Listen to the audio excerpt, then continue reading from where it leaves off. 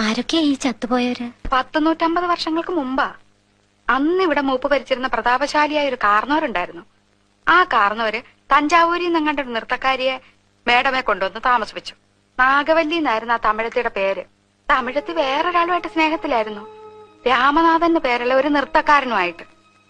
എന്തായാലും ഒരിക്കലും നാഗവല്ലിയെ തിരക്കി നമ്മുടെ തെക്കിനിയുടെ തൊട്ടപ്പുറത്തുള്ള വീടാ പടിപ്പുരയ്ക്കല്. എന്തിനു പറയുന്നു, കാർന്നോരെങ്ങനെയോ ഈ രഹസ്യങ്ങളൊക്കെ അറിഞ്ഞു. അന്ന് അർദ്ധരാത്രി നാഗവല്ലിയെ കാർന്നോരെ നമ്മുടെ തെക്കിനിലിട്ട് വെട്ടിക്കൊന്നുകളഞ്ഞു.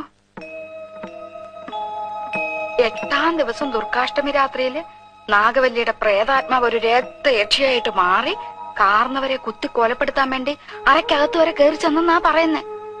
കാർന്നവരെന്തൊക്കെയോ ഭയങ്കര മന്ത്രമൊക്കെ ചൊല്ലി ഒടുവിൽ രക്ഷപ്പെട്ടു.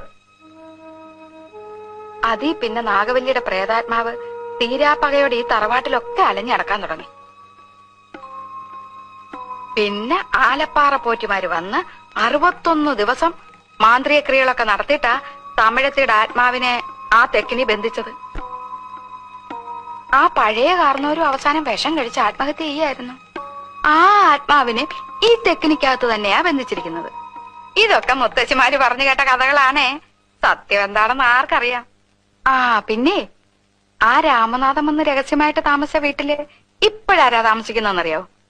അല്ലിയുടെ ചെക്കനാ, ആ കോളേജ് ലെക്ചറർ.